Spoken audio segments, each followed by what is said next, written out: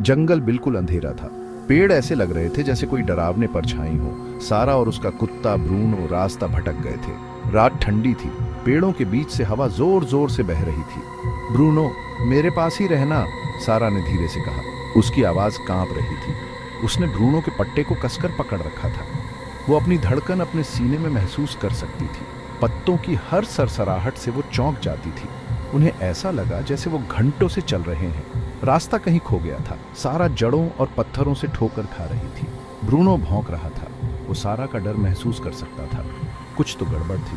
तभी सारा ने उसे महसूस किया। उसकी गर्दन के पीछे एक ठंडी सांस। वो घूम गई। वहां कोई नहीं था, लेकिन वो एहसास बना रहा जैसे कोई अदृश्य उन्हें देख रहा हो। ये तो बस हवा होगी, सारा ने खुद को समझाने की कोशिश करते हुए बुदबुदाया। ब्रूनो इतना आश्वस्त नहीं था। वो गुर्राया। उसके रोंगटे खड़े हो गए थे। उसे कुछ अजीब सी गंध आ रही थी, कुछ अप्राकृतिक। हवा भारी हो गई। सांस लेना मुश्किल हो रहा था। सारा ने अपनी रियर की हड्डी में सिहरन महसूस की। वो बस इस जंगल से बाहर निकलना चाहती थी। उन्होंने अपना रास्ता खोजने की पूरी कोशिश करते हुए आगे बढ़ना जारी रखा। देखे जाने का एहसास और भी तेज हो गया। सारा बार बार पीछे मुड़कर देख रही थी, लेकिन वहां कभी कुछ नहीं था। अचानक ब्रूनो एकदम से रुक गया। उसने हिलने से इनकार कर दिया। उसके पैर अकड़ गए। वो दूर किसी चीज पर भौंकने लगा, कुछ ऐसा जो सारा को दिखाई नहीं दे रहा था। दूर पेड़ों के बीच से एक रोशनी टिमटिमा रही थी। ये एक हल्की सी चमक थी, जैसे हवा में जलता हुआ एक मोमबत्ती हो। सारा के दिल में उम्मीद की एक किरण जगी। चलो ब्रूनो, उसने ब्रूनो के पट्टे को खींचते हुए कहा। वो अभी भी डरा हुआ था, लेकिन वो उसके पीछे पीछे उस रोशनी की तरफ चल पड़ा।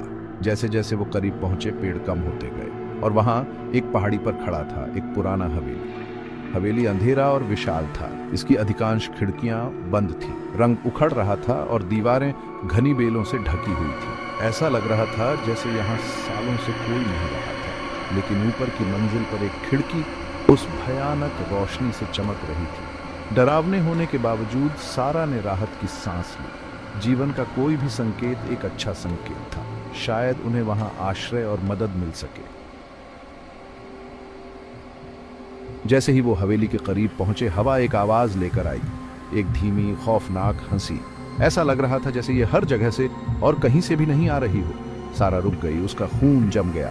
हंसी ने उसकी रियर की हड्डी में सिहरन दौड़ा दी। ये तेज और भयानक थी, जैसे ब्लैक बोर्ड पर नाखून की आवाज हो। ब्रूनो कराह उठा और सारा के पैर से लिपट गया, जैसे कि उसके डर को भांप रहा हो। उसने हवेली की तरफ देखा। उसकी पूंछ उसके पैरों के बीच में थी। उसे यह जगह पसंद नहीं आ रही थी। हंसी फीकी पड़ गई। एक अजीब सी खामोशी छा गई, लेकिन दहशत का एहसास हवा में बना रहा, भारी और दमनकारी। सारा को तब समझ आ गया कि कुछ बहुत गलत था। भाग 5। हवेली के अंदर। सामने का दरवाजा चरमराते हुए खुल गया, जैसे उन्हें अंदर बुला रहा हो। झिझकते हुए सारा दहलीज पर कदम रखा। ब्रूनो उसके बगल में चिपका हुआ था। अंदर की हवा बांसी और ठंडी थी। धूल और सड़न की गंध से भरी हुई थी। हर कोने से मकड़ी के जाले लटके हुए थे और फर्नीचर सफेद चादरों में लिपटा हुआ था, जिससे कमरे को भूतिया रूप मिल रहा था। ऊपर की एक खिड़की से ही रोशनी आ रही थी, जिससे लंबी डरावनी परछाइयां दीवारों पर नाच रही थी। सारा ने आवाज दी। उसकी आवाज खामोशी में गूंज रही थी। नमस्ते, क्या यहाँ कोई है? लेकिन सिर्फ खामोशी ने उसका जवाब दिया। ये एक बेचैन करने वाली खामोशी थी, जो उसके अपने दिल की धड़कन की आवाज से ही टूट रही थी। ब्रूनो फिर कराह उठा, सारा के करीब आ गया। वो भी उस उपस्थिति को महसूस कर रहा था। हवेली की परछाइयों में कुछ काला और अदृश्य छिपा हुआ था। भाग 6। एक भयानक प्रतिबिंब। उन्होंने सावधानी से हवेली का पता लगाया। हर कमरा उतना ही भयानक और परेशान करने वाला था जितना आखिरी। जैसे जैसे वे सीढ़ियां चढ़ते गए, हवा ठंडी होती गई। हर कदम के साथ दहशत की भावना तेज होती गई। वे उस कमरे में पहुंचे जहां से खिड़की चमक रही थी। रोशनी एक धूल भरी वैनिटी टेबल पर एक टिमटिमाते मोमबत्ती से आ रही थी। जैसे ही सारा वैनिटी के पास पहुंची, उसने कुछ अजीब देखा। धूमिल आईने में उसने एक प्रतिबिंब देखा, लेकिन ये उसका अपना नहीं था। ये एक बूढ़ी औरत का चेहरा था, जिसकी आंखें हरी थीं और एक क्रूर मुस्कान उसके चेहरे पर थी। उसकी त्वचा हरी थी और उसके लंबे सफेद बाल ऐसे हिल रहे थे जैसे जिंदा सांप हो। इससे पहले कि सारा चिल्ला पाती, प्रतिबिंब गायब हो गया। मोमबत्ती टिमटिमाई और बुझ गई, जिससे कमरा अंधेरे में डूब गया।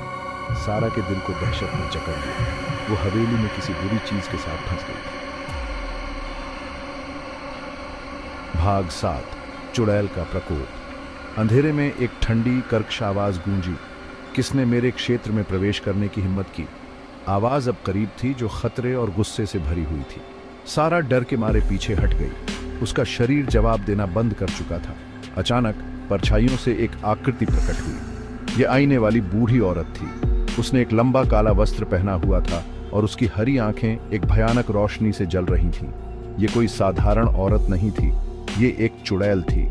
चुड़ैल ने अपना हाथ उठाया और हवा के एक झोंके ने दरवाजे को बंद कर दिया, जिससे सारा और ब्रूनो अंदर फंस गए। तापमान गिर गया और हवा में ऊर्जा की गड़गड़ाहट होने लगी। सारा जानती थी कि उसे यहां से भागना होगा, लेकिन चुड़ैल ने रास्ता रोक लिया।